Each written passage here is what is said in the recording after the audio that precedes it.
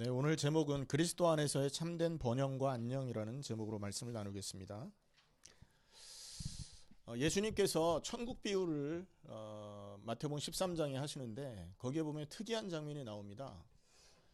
그물을 친 어부가 이 잡을 것은 또 이렇게 걷어들이고 그렇지 않은 걸 버린단 말이에요. 근데 거기에 보면 우리에게 하시는 말씀이다 하면서 너희 의인 중에서 악인을 이렇게 골라낼 것이다, 선택할 것이다, 이렇게 말합니다.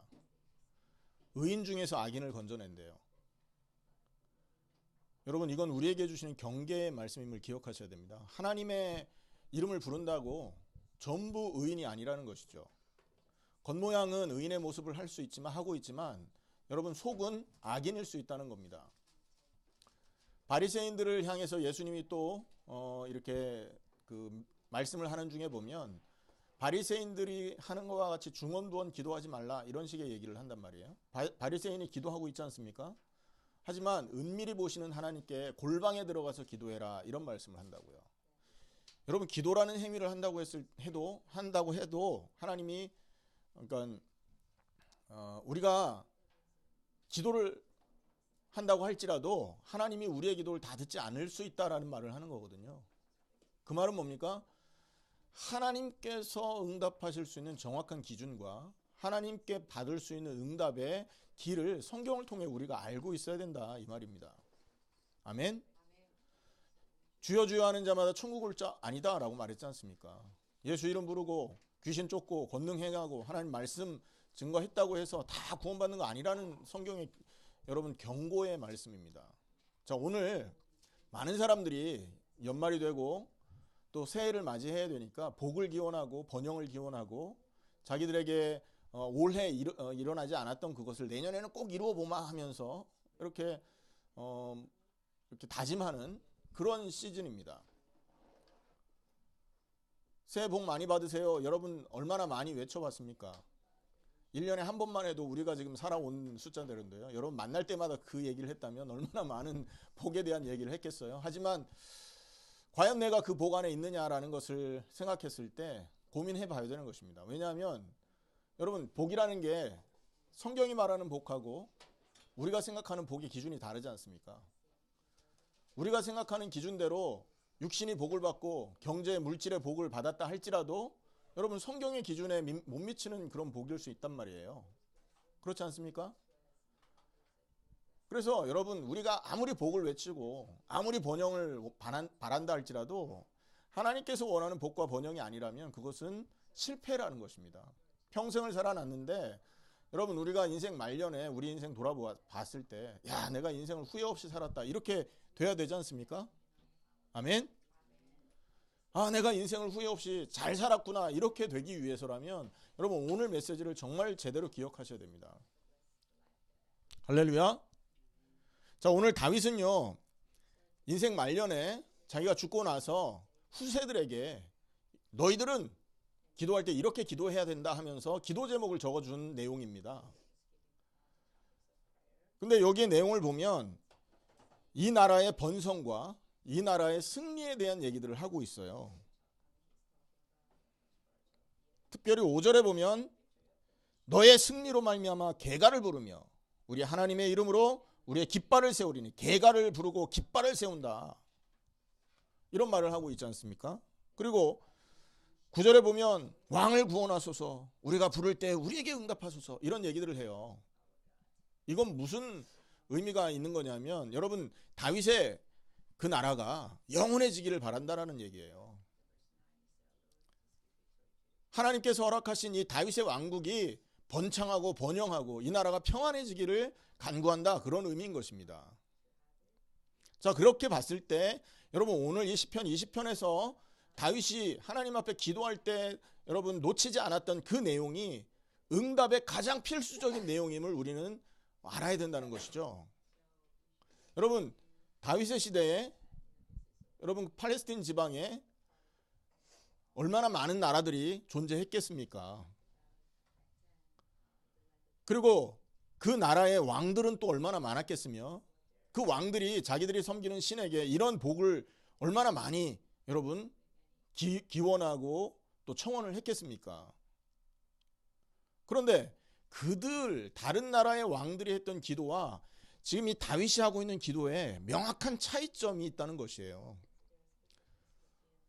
우리나라도 여러분 그 왕조가 여러분 조선 왕조가 쭉 연결되면서 이 조선의 번영을 위해서 왕들이 기도했던 그 제단이 있어요. 아십니까 그거? 여러분 아시다시피 모든 나라가 그걸 다 갖고 있단 말이에요. 그러면 도대체 다윗의 기도와 그들의 기도가 차이가 뭐냐? 여러분 우리 정확하게 알아야 됩니다. 다윗이 하나님 앞에 기도한 이 기도의 모범을 우리가 따르지 못하잖아요. 그럼 우리의 번영과 안녕이라는 이 기도는 전부 우상숭배가 되고 마는 것이에요. 엄밀한 말로 우리가 하나님 복 주세요 하는 그 기도가 우상숭배가 된단 말이에요. 왜 그렇습니까? 그 복이 누구를 위한 복이냔 말이에요. 여러분 왜 복 받기를 기도합니까? 하나님의 영광, 정말로 여러분 주의 영광을 위한 복입니까? 아니면 나 잘 먹고 나 편하게 살기 위한 복입니까? 가만히 들여다보면 여러분 그게 분별이 되잖아요. 그래서 이 부분이 굉장히 미묘한 차이가 있지만 정확하게 우리가 구분을 해야만 진짜 참된 번영과 참된 안녕을 하나님으로부터 받을 수 있다라는 얘기인 것이에요. 아멘입니까? 그래서 오늘 말씀을 듣고 여러분 딱 한마디로 나는 이것이다. 나는 평생에 나의 복과 안녕을 위하여 나의 번영과 안녕을 위해서 이것을 오늘 응답으로 잡았다라고 하는 한 가지의 메시지를 여러분이 오늘 붙들고 나가셔야 되는 거예요. 아멘. 자 그러면 본문을 한번 살펴보겠습니다. 다윗은 다른 왕들과 다른 왕조들과 다른 어떤 기도를 갖고 있었냐.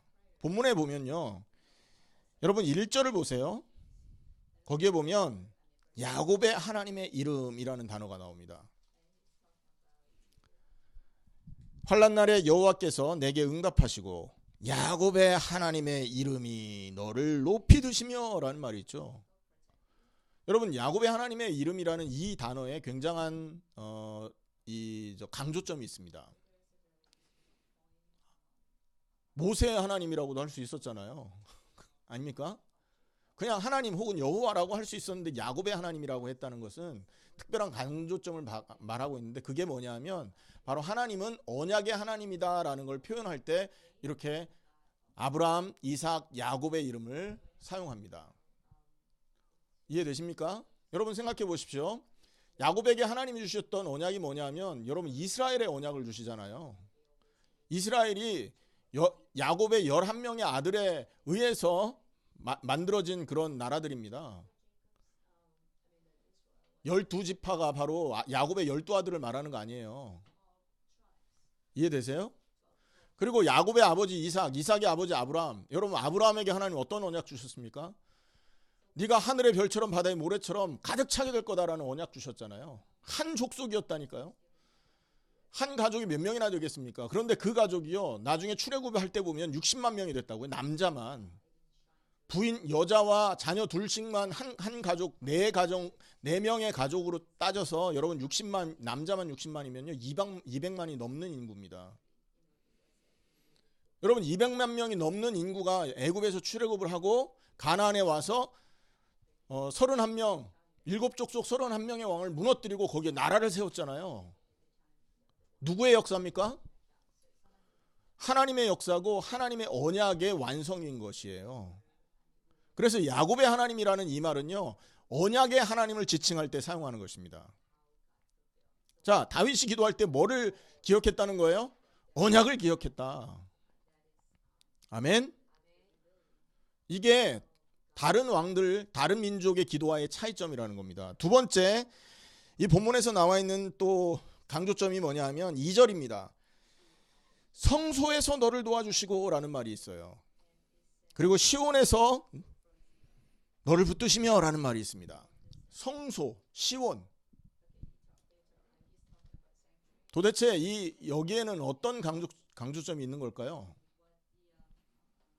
성소는요, 여러분 성전이 지어지기 전에 언약궤를 여러분 모셔 놓았던 장소입니다. 무슨 말인가 이해되세요?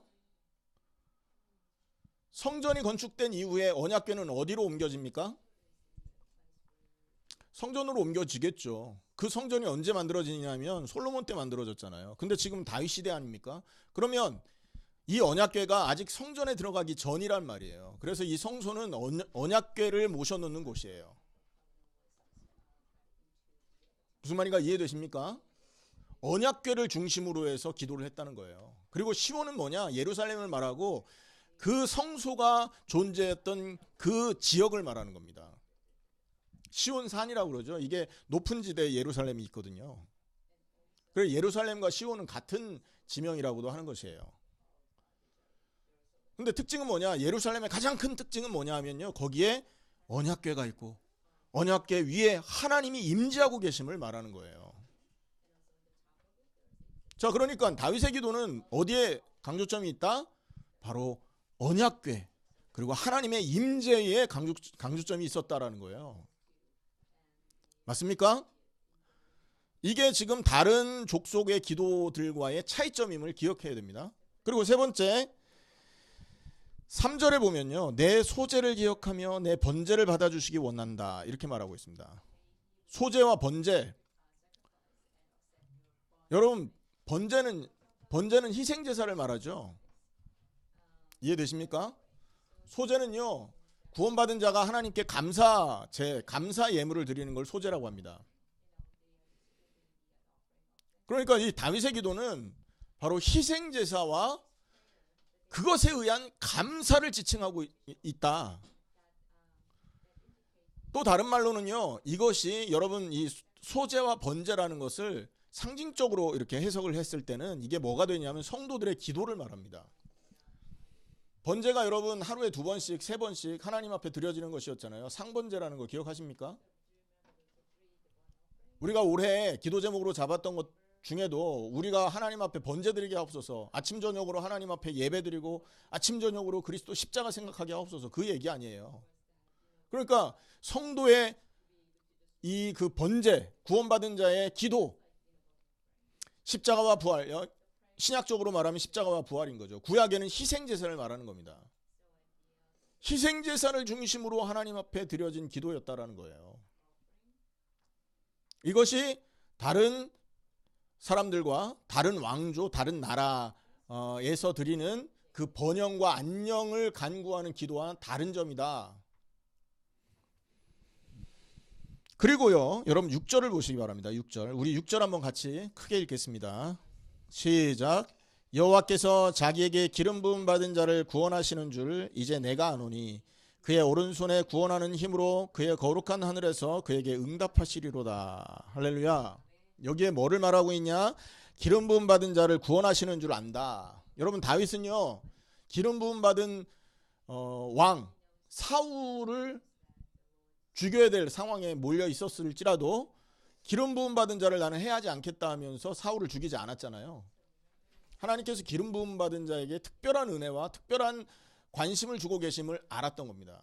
그리고 다윗은요, 기름 부음 받은 자에게 하나님은 응답을 약속하고 계심을 확신했던 거예요. 자, 그런데 지금 보세요. 이 기도는 다윗이 후대 왕들에게, 후대 성도들에게 너희는 성전에 올라가서 이렇게 기도해라 하면서 기도 제목을 부탁하는 거라고 했잖아요.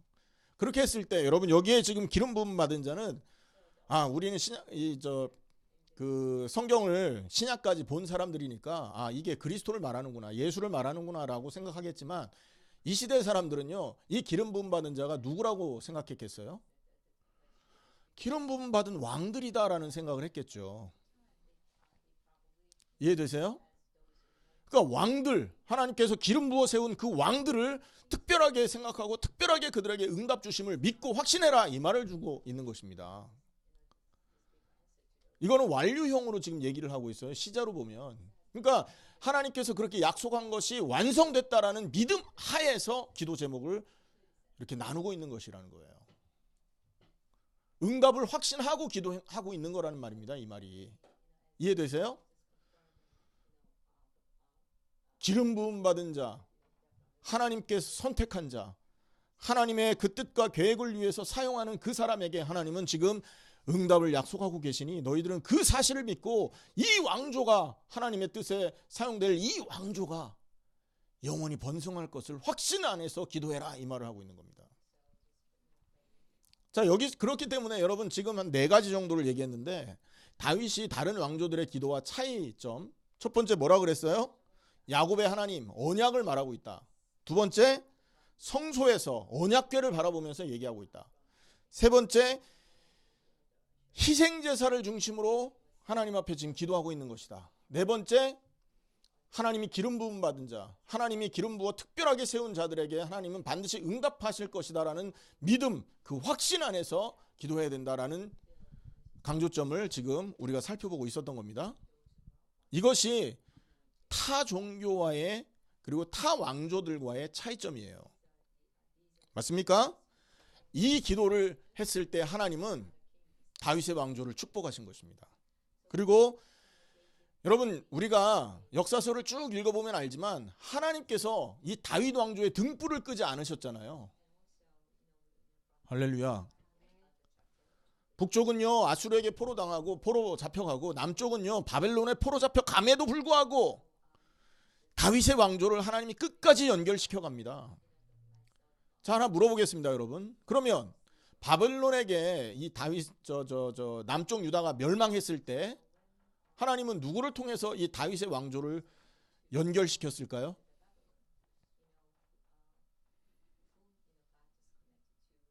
마태복음에 나와 있습니다. 마태복음 1장에 보면 여러분 아브라함부터 다윗까지 14대요. 다윗부터 바벨론 포로 될 때까지 14대요. 바벨론 포로부터 예수 그리스도 올 때까지 14대다라고 나와 있지 않습니까? 거기에 보면 바벨론 포로 잡혀간 이후의 족보가 여러분 쭉 기록됐는데 거기에 우리가 아는 이름이 한 사람 등장합니다. 그 이름이 누구냐 하면 2차 성전을 건축했던 스룹바벨. 할렐루야.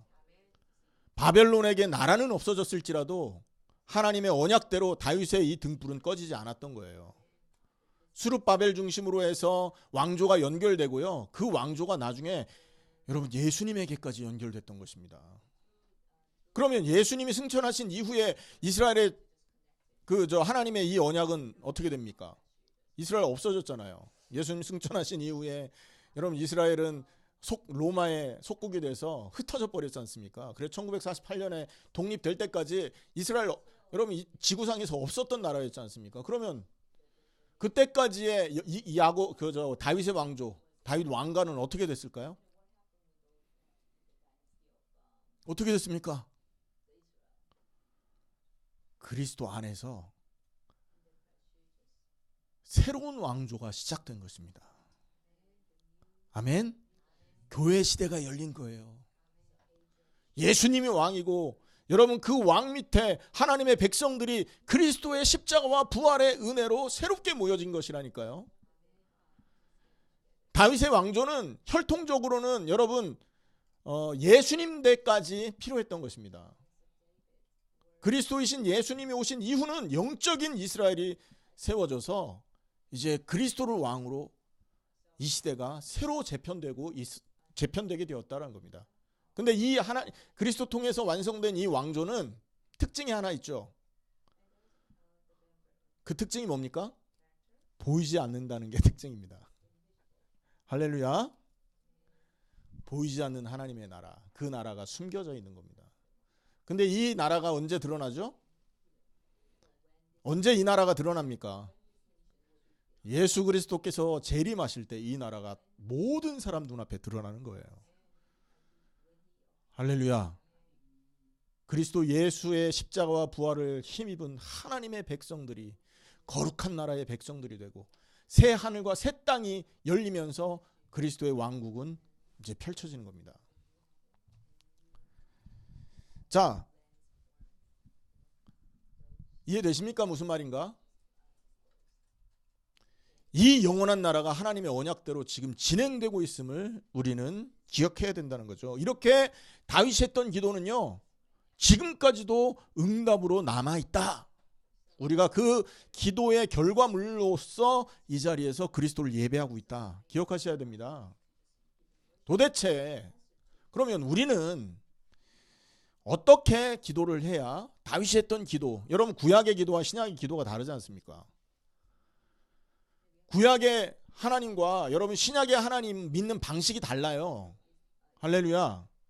신약의 하나님 믿는 방식은 뭡니까? 그리스도 예수를 통하여입니다. In Christ, 그리스도 안에서 하나님을 섬기는 겁니다. 맞죠?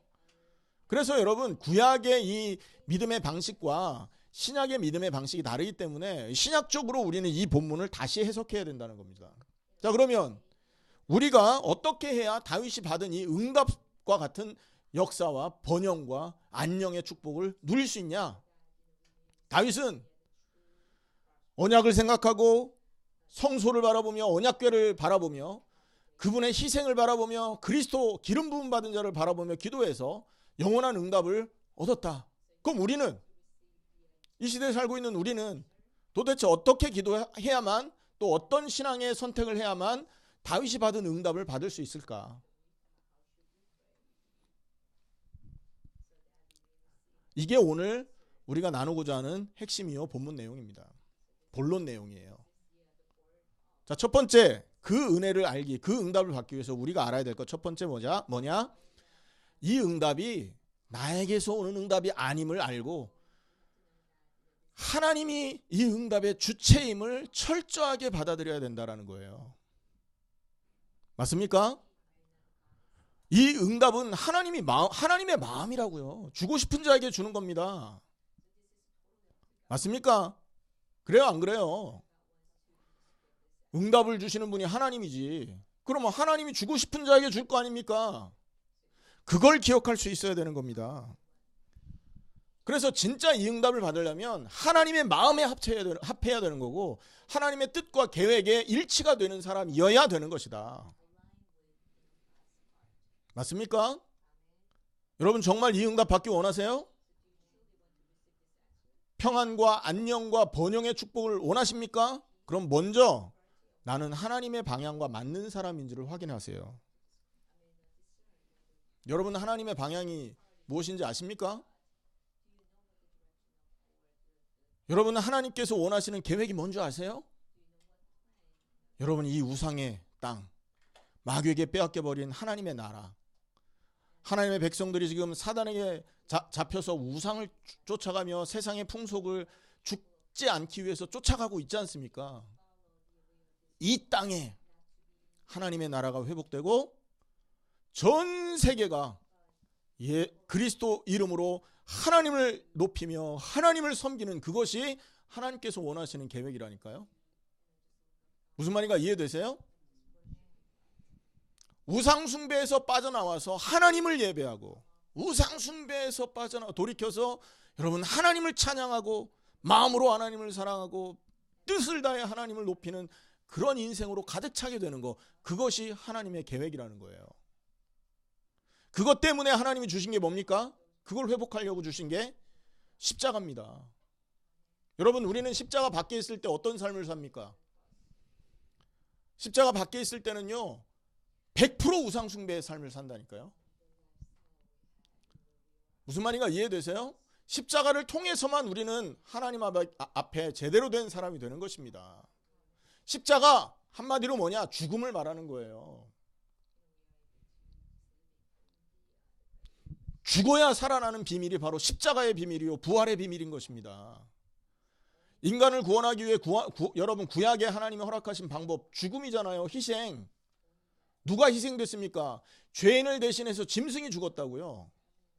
번제가 뭐냐면 바로 그 짐승의 죽음을 말하는 겁니다. 맞죠? 할렐루야. 짐승을 제사장이 죽이기 전에 여러분 그 짐승 데리고 온 죄인이 하는 일이 뭐죠? 여러분 짐승이 죽기 전에 죄인이 하는 일이 있잖아요. 그게 뭐예요? 전가하는 일을 하잖아요. 머리 안수해서. 그래요 안 그래요? 자기의 죄를 안수를 통하여 여러분 이 희생제물에게 전가시키는 일을 하지 않습니까? 그래서 여러분 이 희생제물이 죽는다는 것은 내 죄가 없어졌구나, 내 죄를 대신해 짐승이 죽었구나 이 말을 말하는 정도가 아닌 겁니다. 더 큰 의미가 들어가 있어요. 희생제물이 죽었다는 것은요 내 옛 체질을 따라왔던 인생이 죽었구나가 들어가야 되는 거라니까요. 여러분, 우리가 그리스도 밖에 있으면 어떤 삶을 사느냐? 옛 체질을 따라가는 삶을 살게 되어 있습니다. 우리가 그리스도 밖에 있으면 어떻게 되느냐? 여러분, 옛 습관을 쫓아가는 삶을 산다고요. 그래서 있지 않습니까? 우리가 안 좋은 습관을 갖고 있었다면요, 그리스도 밖에서 맨날 예수 믿으면서도 안 좋은 습관대로 살아요. 그렇지 않습니까? 우리가 살아보다 보면 불평하는 습관, 염려하는 습관, 여러분 남 원망하는 습관 얼마나 많습니까? 이런 옛날 습관에 빠져 산다니까요.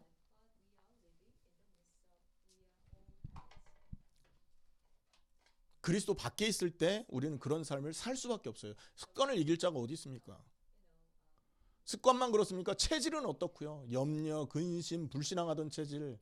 여러분, 이스라엘 백성을 하나님이 광야에서 40년 동안 방황하게 하신 이유가 뭐라고 생각하세요? 사실 애굽에서 가나안까지는요 2주면 갑니다. 직선 거리는 2주 거리밖에 안 돼요. 14일만 걸어가면 돼요. 그런데 그들을 그 가나안으로 보내지 않고 여러분 광야에서 40년 방황하게 한 이유가 뭡니까? 그들이 400년 동안 애굽에서 가지고 있었던 옛 체질을 죽이기 위해서였다니까요. 그들의 체질은 어떤 체질이었습니까? 얻어먹는 체질이었잖아요. 구걸하고 굽신거리고 굴복하고 죽지 않기 위해서 여러분 아부하던 체질이었다니까요. 그 애굽 땅에서. 맞죠? 종노릇하던 체질이었지 않습니까?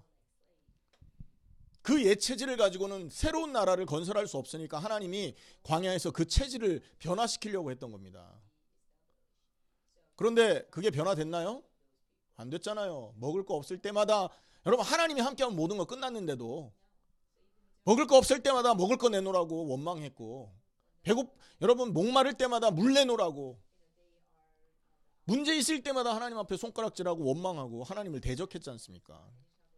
민수기 14장에 보면요, 여러분 11번을 1년 동안 11번이나 너희가 나를 거역했다 이렇게 말한다니까요. 1년 동안. 들어가라 했으면 들어갔으면 되는데 또 정탐하잖아요. 사람 보내놓고. 이거 얼마나 불신앙입니까? 그게 체질이었다니까요. 그리스도 밖에 있으면 여러분 우리는 이 옛 체질에 끌려 사는 인생이라니까요.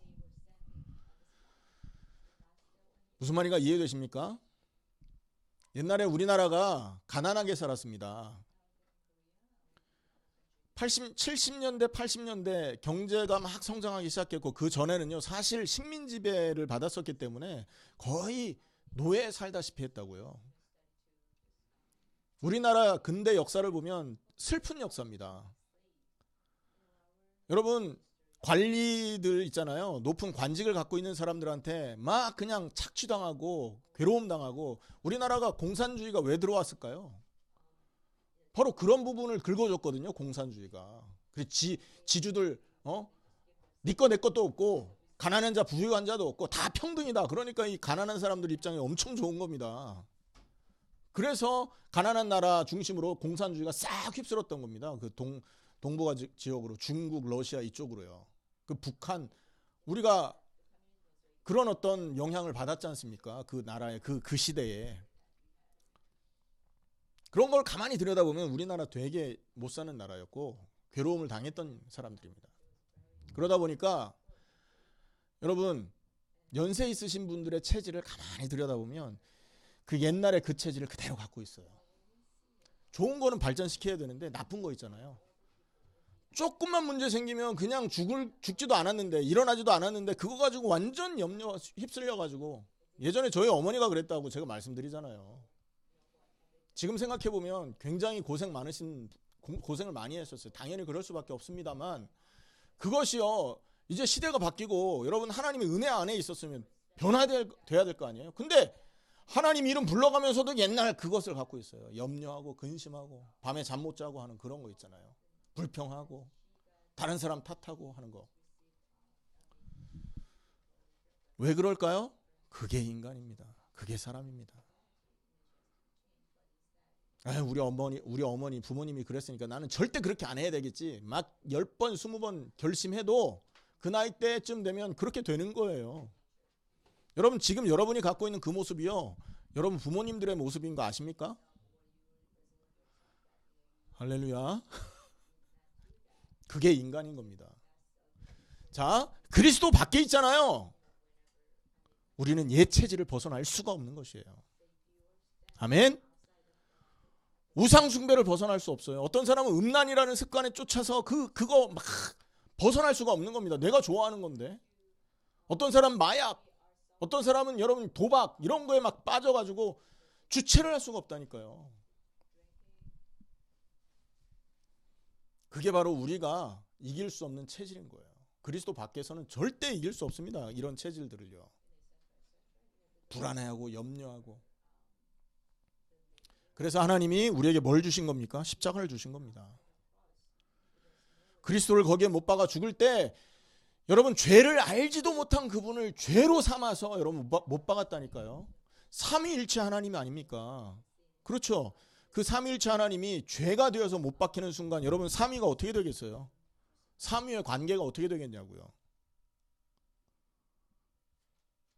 어떻게 생각하십니까 여러분? 심각한 얘기가 된다니까요. 그래서 예수님은 겟세마네 동산에서 그 십자가를 피하기 위해서 여러분 땀이 피가 되도록 기도하신 거 아닙니까? 단순하게 생각할 일이 아닌 것입니다, 여러분. 죄를 알지도 못한 일을 죄로 삼으셔서 모든 여러분 죄와 저주 재앙을 끝내버리신 거예요. 근데 거기서 문제는 뭐냐? 예수님만 달리신 게 아니라는 거죠. 예수님이 우리 옛 체질을 쫓아 살고 있는 우리를, 옛 습관을 쫓아 살고 있는 우리를 함께 못 박아 버리신 거라니까요. 할렐루야. 나와 함께 예수님이 못 박혀 주셨다니까요. 여러분 그게 인정이 되셔야 된답니다. 그게 구원의 길인 거예요. 여러분 내 옛 체질과 내 옛 습관과 내 옛 사람과 우상을 쫓아 살던 나의 여러분 멸망받아야 될 인생이 함께 죽지 않으면 어떻게 우리가 구원받을 겁니까? 여러분 예수님이 그런 말씀하시죠. 요한의 이후로 천국은 침노를 당하고 있다. 천국은 침노하는 자에게 허락된다. 그리고 천국에 들어가는 자는 요한의 의보다 더 거룩해야 된다. 이런 말을 하고 있다니까요. 요한보다 더 거룩해야 된대요. 요한의 의를 우리가 뛰어넘어야 된다고요. 그 길이 뭐겠습니까, 여러분? 천국을 선물 받을 수 있는 여러분 세례 요한보다 더 거룩한 그 의가 무엇일까요?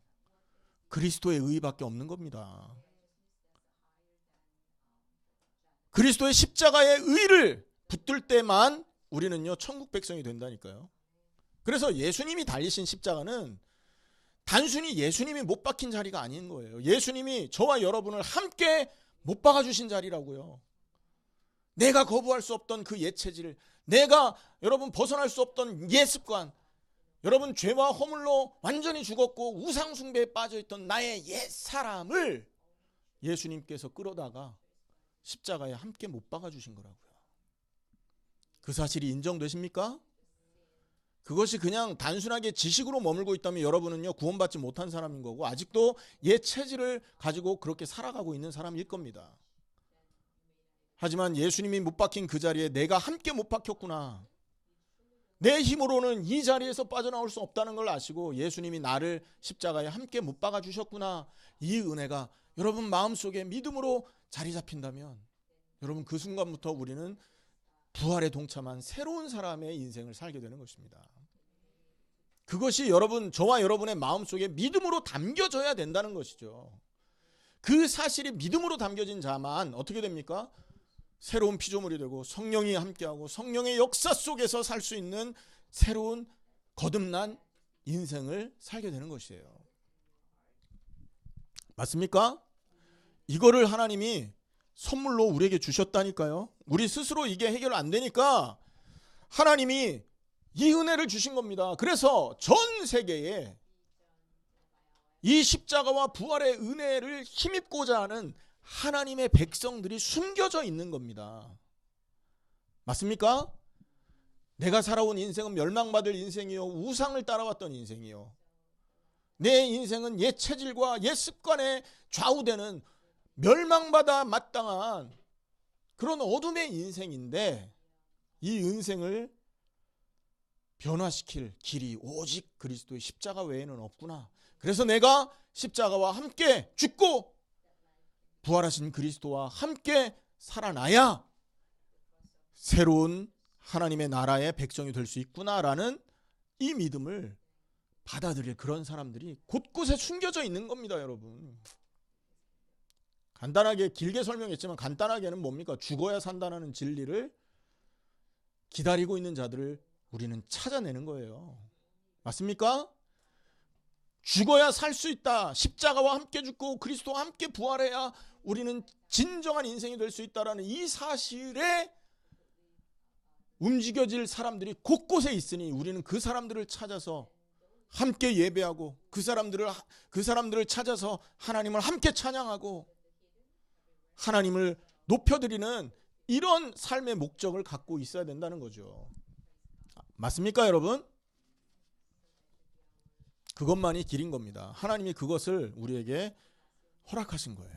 자, 신약적으로 번영의 축복, 다윗이 누린 그 기도의 응답, 번영과 안녕의 축복을 신약적으로 우리가 받아들이려면 어떻게 해야 된다고요? 첫째, 이 복을 주시는 분이 하나님을 기억하라. 둘째, 우리 힘으로는 그거 할 수 없고 누가 할 수 있다? 그리스도의 십자가와 부활만이 그것을 완성하는 길이다라는 것을 여러분 기억해야 됩니다. 자, 보세요. 다윗이 언약의 하나님을 말했습니다. 맞죠? 야곱의 하나님이라는 건 언약의 하나님이란 말이잖아요. 언약의 실체가 누굽니까? 그리스도 예수의 십자가와 부활, 그분의 다시 오심, 이 언약을 우리는 붙들어야 되는 거예요. 할렐루야. 성소를 중심으로 기도했다 그랬습니다. 성소에는 언약궤가 있다 그랬어요. 그 언약의 성취는 누굽니까? 언약궤의 실체 예수 그리스도입니다. 길과 진리요 생명이라 그랬지 않습니까? 언약궤 속에 아론의 쌍난 지팡이 생명입니다. 맞습니까? 그리고 여러분 만나 담은 항아리, 예수님의 몸을 말하는 거 아닙니까? 십자가 말하는 거 아니에요. 구원을 말하는 거 아닙니까? 그리고 말씀, 십계명 돌판, 진리를 말하는 거 아니에요. 하나님 만나는 길, 십자가와 부활, 그걸 통해 얻을 수 있는 생명, 그리고 진리. 여러분 요한복음 14장 6절에 내가 곧 길이요 진리요 생명이다 그랬지 않습니까? 그 언약궤가 예수 그리스도 말하는 거라니까요. 구약에서는 언약궤를 바라봤지만 우리는 십자가 바라보는 겁니다. 그리고 다윗이 뭘 바라봤다 그랬습니까? 소재 번제 말했잖아요. 번제는 뭐예요? 십자가의 죽음 말하는 거 아닙니까? 짐승만 죽었구나가 아니에요. 예수님만 죽었구나가 아니지 않습니까? 내가 죽었다. 그리고 그 죽음에 감사하여서 하나님의 백성들이 하나님 앞에 감사 제사 올리는 거예요. 그리고 여러분 네 번째 다윗이 붙들고 있었던 게 뭐라 그랬습니까? 기름 부음 받은 자. 여러분 다윗보다 더 큰 이가 누굽니까? 솔로몬보다 더 큰 분이 누구시에요? 맞습니다. 우리가 만약에 오늘 주신 이 말씀을 마음에 받아들이지 않으면 여러분 성경에 보면요. 요나 시대 구원받았던 니느웨 사람들이 심판할 거라고 말했어요. 왜냐하면 요나 시대 사람들은 요나의 말을 듣고 회개했는데 요나보다 더 큰 그리스도의 십자가를 얘기해도 이들은 우리가 만약에 듣지 않았다면 우리는 니느웨 사람들한테 심판받을 사람들이 되는 거예요. 무슨 말인가 이해되십니까?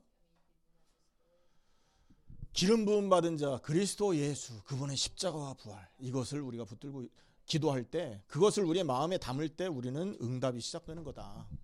결론입니다. 오늘 이 본문을 보면서 우리가 깨달아야 될 게 있습니다. 그러면 우리가 누릴 결정적인 응답, 최고의 번영과 복은 무엇일까요? 그러면 어떤 게 복이고 어떤 게 번영입니까? 아까 우리 오전에 우리 그 학생들에게는 이 메시지, 이 부분은 얘기를 안 했었는데 여러분 같이 들으셔야 됩니다. 사람들이 생각하는 복이 다 다르지 않습니까? 오늘 제목도 번영과 안녕이라고 그랬습니다.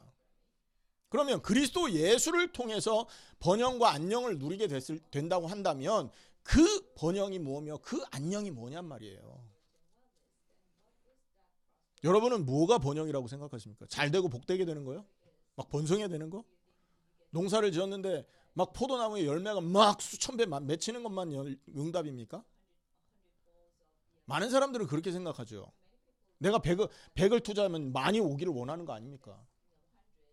그죠?